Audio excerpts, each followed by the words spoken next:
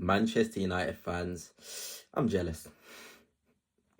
You guys are moving at a frightening pace, and I'll be honest, after the Europa League final, I was kind of bummed. I was like, really, Tottenham winning a trophy? I'm an Arsenal fan, if you didn't know. I was like, nah, I don't want this to happen. I'd prefer if Manchester United won it. But every single thing that has happened this transfer window has proved that Manchester United not winning the Europa League is the best thing that could have happened in football. Could you imagine if you guys had won the Europa League and were in the Champions League? You're still able to pull a Cunha. You're still able to pull a Sesko. You're still able to pull an Mbeumo, all whilst being in no Europe. In today's video, we're talking about Manchester United and, of course, Carlos Baleba. So if you're a United fan, give this video a massive thumbs up. Hit the subscribe as well. I'll be covering you across this season. I cannot wait. And to be honest, look, I'm going to be as neutral as I can in this video. I can't wait to see how a potential United front three of Sesko and Mbeumo and Cunha works. I'll put the links to the sources down below, but Sesko is happening. It looks like it's very likely to happen. He has chosen Manchester United, and I want to start there because Sesko is a player I absolutely love. You know, I told you I am an Arsenal fan, so I would have been following him for the past 4 or 5 months because it looked destined that he'd sign for us. I always felt he's better than Gyökeres, and I still maintain that. I think in the next 2-3 years, Benjamin Sesko will be better than Gyökeres. Even now, I will have Sesko as a better centre-forward than Gyökeres. In 2-3 years, I meant he'd become one of the best in the world. Not better than Gyökeres, but one of the best centre-forwards in the world. He will not fail to the levels of Højlund and Xerxes. A failure in terms of Sesko would be 13 to 15 Premier League goals a season. That is how his bad season could go under Manchester United under Amorim. Mbeumo and Sesko is a nuts potential lineup. In transition, Sesko can carry the ball phenomenal yards as well. I'm jealous. And his ball striking. Let's not get started with how this guy can proper head a shot with venom and power from any sort of area. This guy is a top talent. No doubt about it. It was almost like when nobody was able to really take a gamble on Alexander Isak because they were worried, they were not sure, is he ready? Can he make that step? But my word, Benjamin Sesko will be one of the best nines in the world very soon. 2 seasons, I said. Maybe even after this season, Sesko can be it. He just struggles with a little bit of things like contact in terms of on his back, in terms of hold-up play.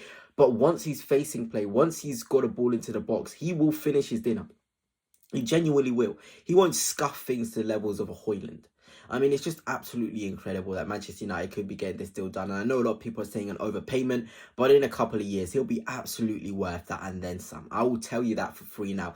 If you don't believe me, that's on you. But I genuinely am a massive fan of Benjamin Sesko. He's massive frame, 6'5". It cannot go wrong because he's just a freak athlete.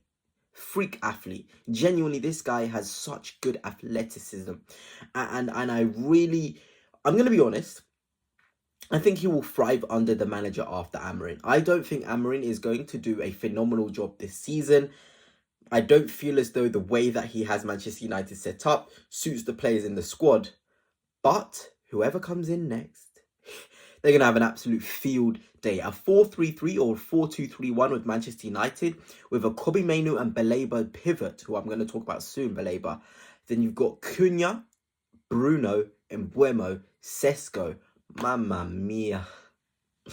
Mamma mia, that's unreal. It's genuinely unreal. Manchester United fans, I'm even getting excited for you. You know, we play you guys on the first game week of the season. I damn well hope you haven't got Sesko ready. I damn well hope Amorim decides Mbeumo is not ready. I damn hope that you guys haven't got Baleba, because the latest news coming out, yes, you've been probably waiting for this, is Carlos Baleba, personal terms with Manchester United won't be a problem. That is out from Fabrizio Romano, so no Mickey Mouse journalist. Fabrizio Romano has come out to confirm that personal terms are set to be agreed soon because Baleba has not shut the doors to Manchester United. I've put it in the description, the sources, everything I talk about here, it is in the description. You know, Indykaila, another journalist who has been sort of on fire, to be honest. You know, he's not been great, but if you're on Twitter, you'll know about him. He's also come out to say the details of the deal. You know, David Ornstein was the second one to break it in terms of after Indy. He also gave the cosign to Indy, saying he's a good source.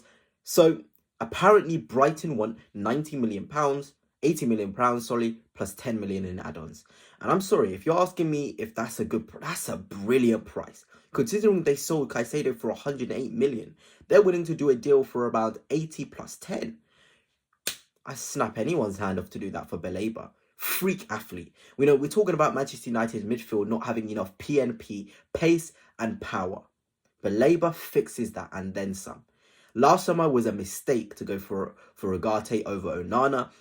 Casemiro's legs are gone. Baleba has legs for days. This guy is a physical specimen. I saw him bullying Rice and Caicedo last season. I'm a massive fan of Rice. I think he's the best DM in the world after Rodri. I still believe that. But Baleba has the fundamentals and the physical traits as well as the on-the-ball qualities to be in that bracket of phenomenal himself.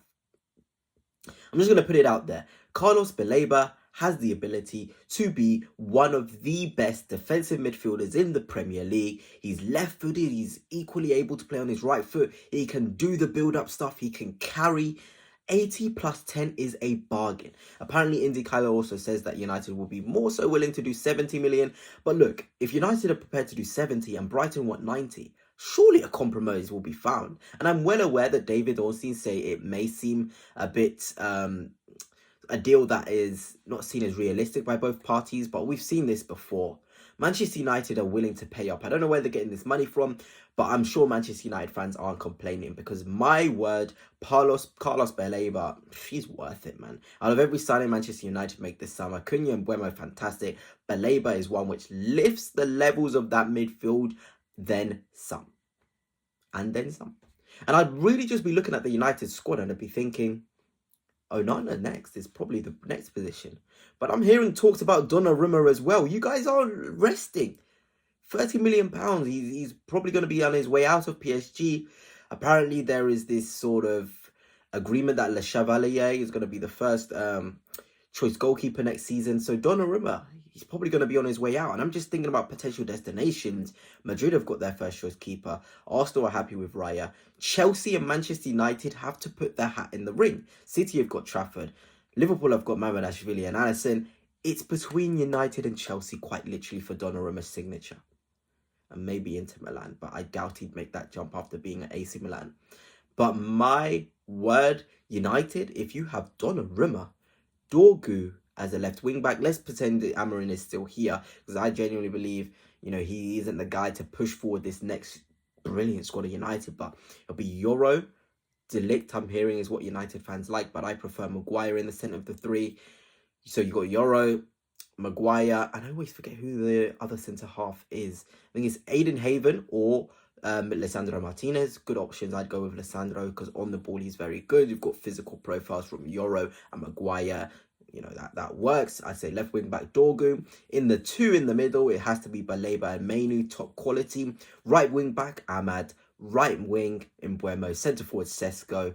Left wing, it would have to be Cunha. But where is Bruno going to fit, man? I mean, Bruno could play instead of Mainu. Bruno could play instead of sort of Mbeumo and put Mbeumo right wing back. I mean, there's just so many strings to United's bow. But let me know, United fans, what's your thoughts on this new Baleba news?